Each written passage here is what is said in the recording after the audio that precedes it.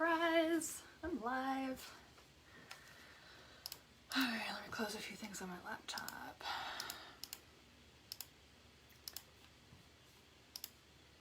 Let's see. Make sure everything's working.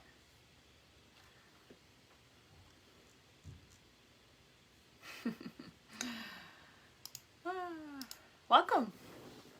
Say hi if you're here. Let me know where you're watching from. Kind of doing a surprise live because I saw some conversations yesterday that I wanted to chime in on.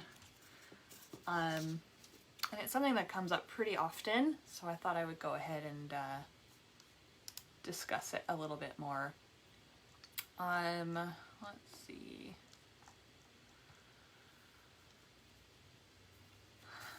Welcome! Welcome, welcome. I'm just wrapping up a client call. And then, oh, I got my haircut yesterday.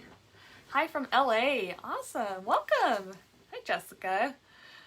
I've been to LA once. That was interesting. Yeah, it was good. It was a good trip. Very entertaining.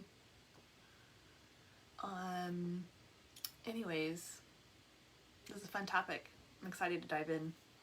I'm going to talk about pricing, service offerings. Oh, cool. You're from LA too. Very nice. Awesome. Welcome. And then also like policies as it relates to competition. I think I might adjust this. You guys are a little tall. I got a new camera stand finally. The other one was just... Oh, I know. My little girl broke it. That's what happened to it. She smashed it on the floor and a little piece chipped off, and now it doesn't stand super structurally sound. So I figured I would just go ahead and get a new one. Let's see. So where do we start?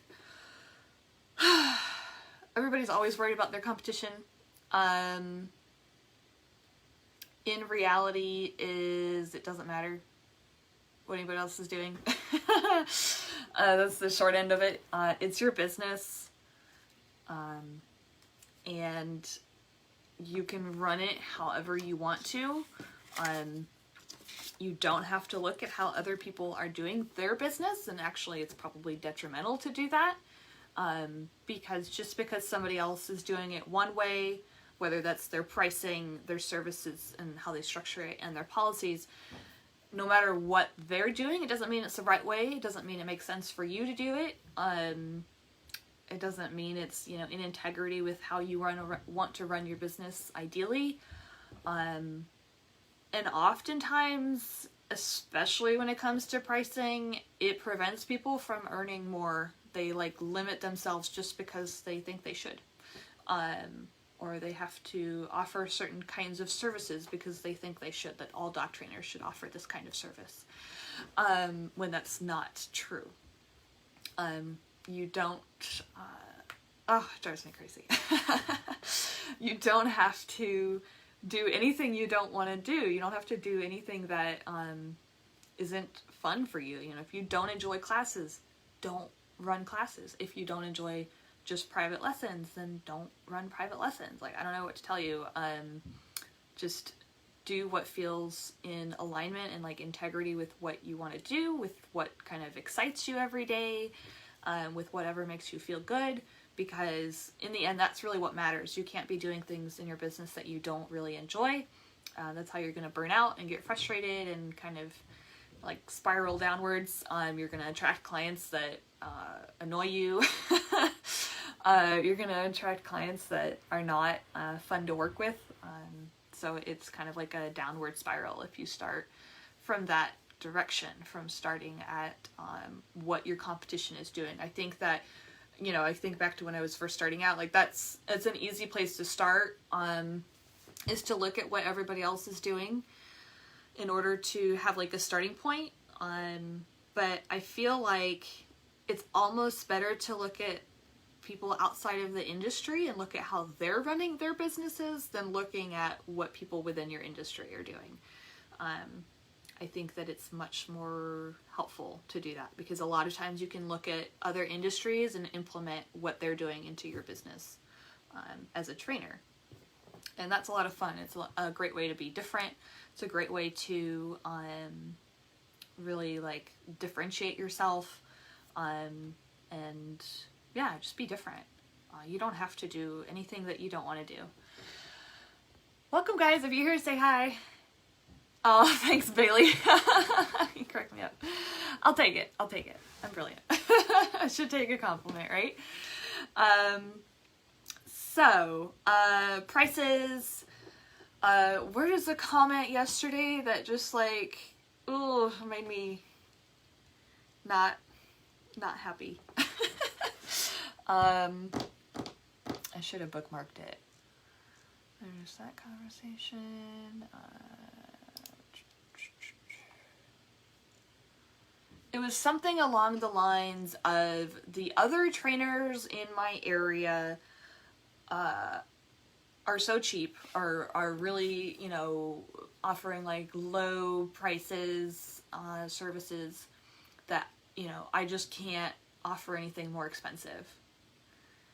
And to me, like, that is so the wrong way to go about it, because it's the easy way to go about it, right? That gives you an out. That means you don't have to try. You're just like, well, it'll be too hard. It won't make sense. People know, nobody will buy it anyways. So I'm not even going to try.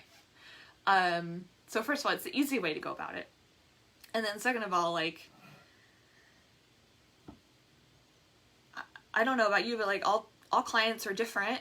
There are some clients that want the cheap services. There are some clients that want really like high-end services. There are some people that want to do DIY. There are some people that want you to do it for them.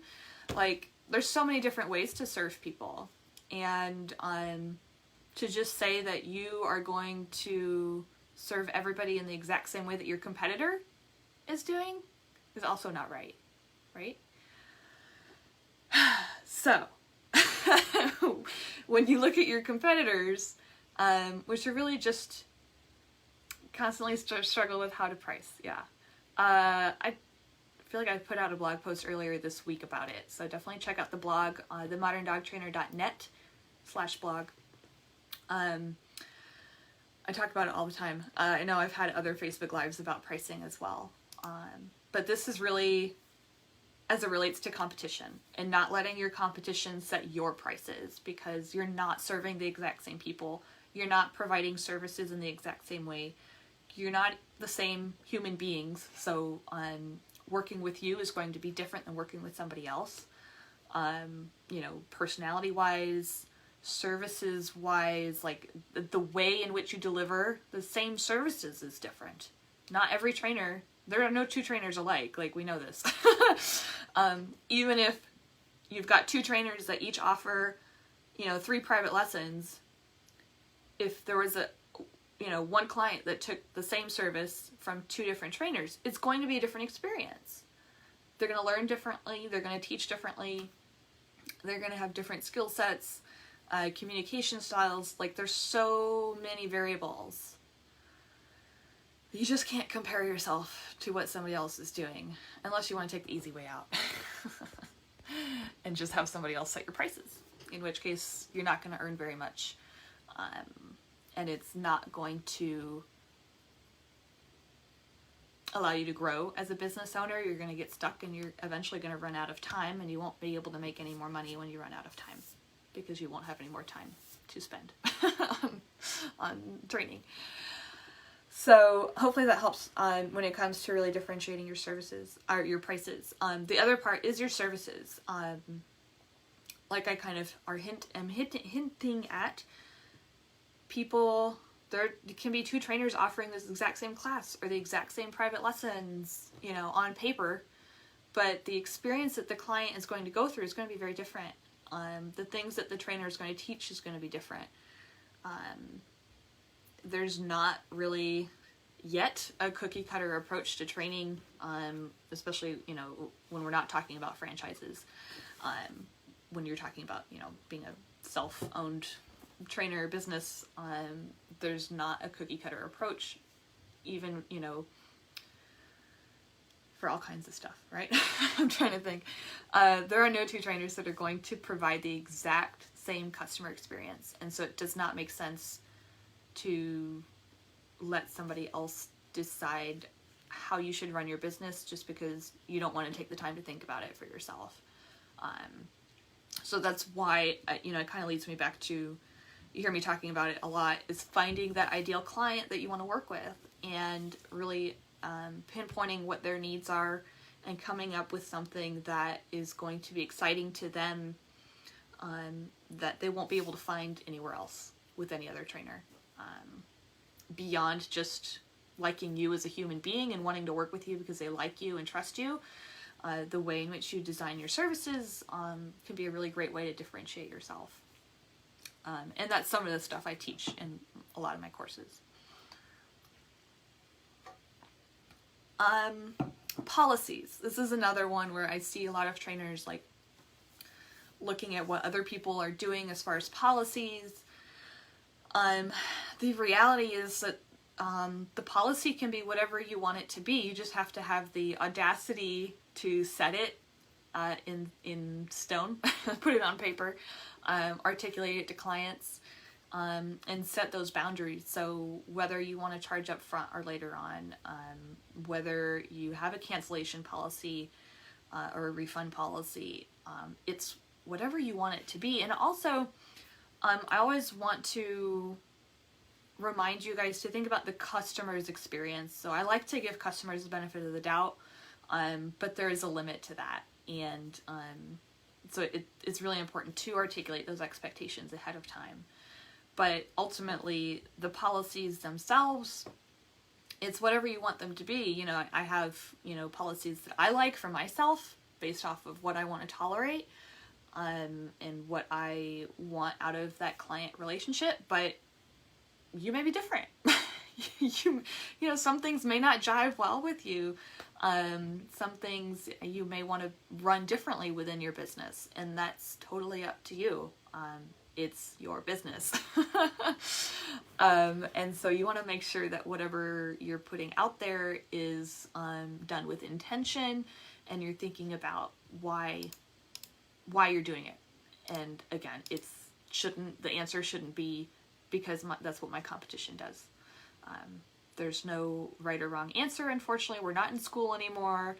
My husband cracks me up because he did very well in school, and he loved the structure and the right and wrongness of everything, right? Like you took a test and it was either right or wrong, and he loved that. And now in the real world, there's not a right or wrong answer to everything. Everything's, a gray area. Welcome, guys. And so it cracks me up sometimes. And that's kind of how my brain works. I'm like, well, what about if you look at it from this perspective and that perspective? What about these variables? What's the bigger picture? And so make sure that the policies you put in place really encompass your expectations for clients, your clients' expectations, what will help them receive the best customer experience as well as the best results, and then what it needs to be in place in order for you to deliver the best results for the dogs that you work with. And that's going to depend on each trainer. Each trainer, you don't teach everybody the same. Not every trainer is going to teach the exact same way, so it kind of depends on the way you approach training and all of that. So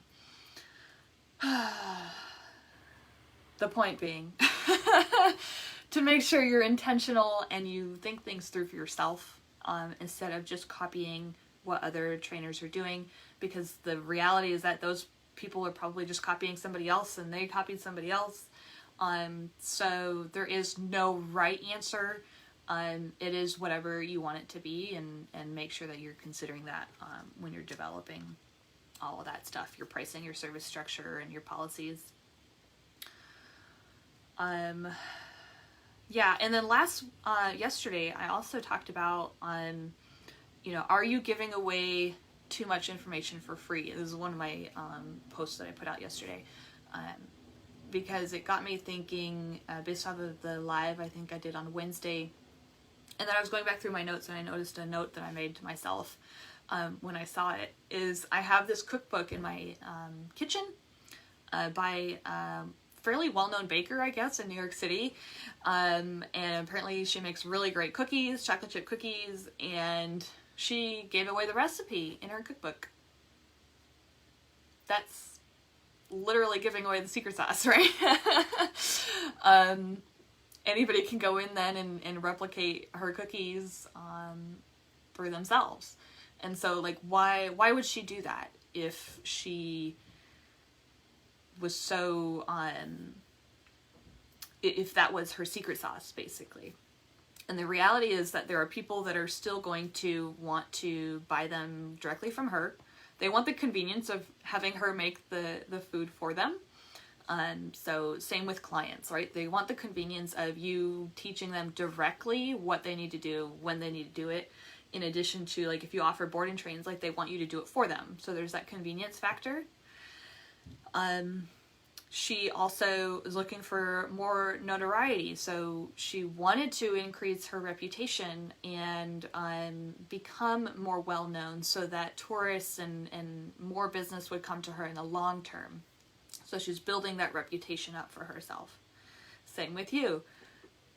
Demonstrate your expertise, be present, be consistent, be confident about what you know, and don't be afraid of sharing too much, because people are still going to want to come to you when they need help. What was the other stuff? Ultimately, you know, people are still going to want to have their hands held. They're not, especially with dog training, you know, it's obviously much more complex than a cookie recipe, but there are things that you, like, where am I going with this? As a dog trainer, you're going to know, like, so much more than your clients will. So even if they DIY for a little while, when they're ready to really see, you know, some really great changes, they're going to want to work with somebody they know, like, and trust, and that's going to be you, right? So don't forget that. Don't worry too much about, you know, giving away your secret sauce. You're just there to demonstrate that you're there for people, that you relate to them, that they can trust you, that you're consistent, that you're confident, and you know what you're doing. And then when they're ready to change, when they're ready to make that investment in dog training, then you'll be there. You'll be the first person they think about. You'll be the first person they recommend to friends, even if they're personally not ready to hire. So there's not really a giving away too much, really. That being said, like I mentioned on Wednesday, always make sure you reiterate how people can work with you. Don't just give. Make sure that they know what the next step is they can take in order to hire you. Because I see that mistake a lot. There's a lot of great advice being thrown out there, and then there's no way for people to figure out how to hire you if they want more. You make them dig for that. So make it easy for people to figure out how to work with you. All right. So I hope that was helpful. And I'll see if I can find those other comments on here. But I think that's probably what I wanted to say for today.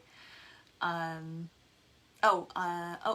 says, no matter what, giving out information is not the same as working directly with them. Yeah, exactly. That's different. Yes, exactly. Yep. And there's a limit to what you can give away for free that's like personalized information, right? So when it comes to that, there's giving away general, you know, knowledge, and then there's personalized one-to-one advice. You know, at some point you can absolutely say, you know, hey, I need to get a better picture. Let's hop on the phone and talk about what program might be best for you, right? So you can have those limits as to how much you're going to be giving away for free. Certainly, privately, don't give away anything for free. Privately, always do it publicly so that other people can read and see your expertise as well, beyond just that one-to-one conversation. So, yeah, I think that was some really good advice. All right. Let me know if you have any questions. Definitely check out my website. I have like so many free things on there for you guys to grab and read. It's themoderndogtrainer.net, and I also just put out an ebook this week. So it's called 5 Steps to scaling your business and eliminating the hustle. So you kind of, as a business owner, solo business owner, you get really wrapped up in the day-to-day stuff that you kind of forget where you're headed. You're so busy keeping the car running that you forget where it's going. So check it out. I will put the link in the comments here as I wrap up. And you guys have a great weekend. All right. I will see you guys later. Thanks, Jessica. Bye-bye.